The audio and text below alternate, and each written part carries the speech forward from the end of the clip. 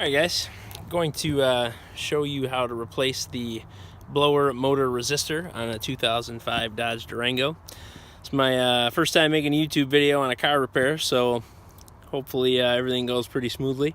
The reason I had to make this change, the fan, the switch was working on the third and fourth position, but the first and second position, the fan was not coming on. So I'm not going to do any diagnostic stuff here. I'm pretty sure that's what it is, but I've seen a couple good YouTube videos out there that can help you with that if that's what you're interested in.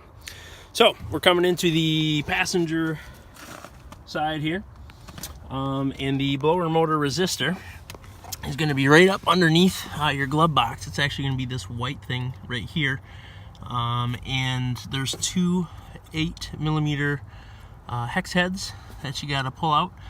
And then this clip comes off. It's actually a pretty quick and easy procedure, and you don't have to take anything off. This panel is actually already exposed, so pretty quick to do. I'll check back with you in a second here after I get those bolts loosened and taken off. Alright, so we got the blower motor resistor out. This is the hole that it sits in. You can see the two empty bolt holes there. This is what the part looks like. This is actually the new part. I actually installed that already, and really the only thing that got a little bit tricky here was the clip that holds the wiring harness in. So I want to just take a quick look at that. I don't know if I can do this with two hands here, but basically you can see this little tab right there, that little red tab on the left side.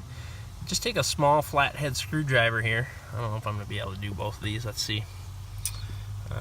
Take a small flathead and just push it to the left, and you'll hear a little click there.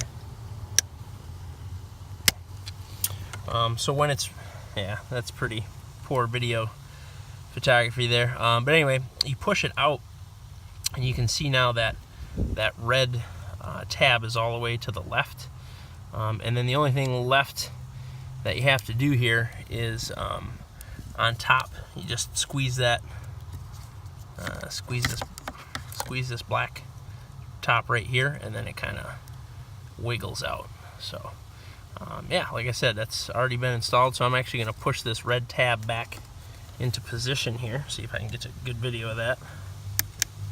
There you go. So that's locked in, and then we feed it back into that hole. You do have to turn it sideways a little bit.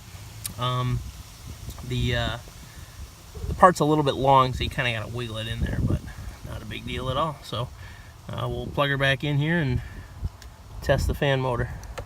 Part back in there, and as I was reinstalling, I just noticed that looks like there was a piece, maybe a covering here, that was actually busted off. So this might actually be covered in your vehicle, you know, provided somebody didn't bust it off. But anyway, so it might be a little bit not harder to find, but it looks like there's two 8mm bolts here that would take that bracket off. So I just wanted to give you an update there. I think that's about it. The only other tip I would say, you know, this would come out easier if you were able to get the plug off, but that clip on top is kind of tricky. So I'd recommend taking the bolts off first and then just kind of being gentle as you, you know, take the old one out and then put the new resistor back in there.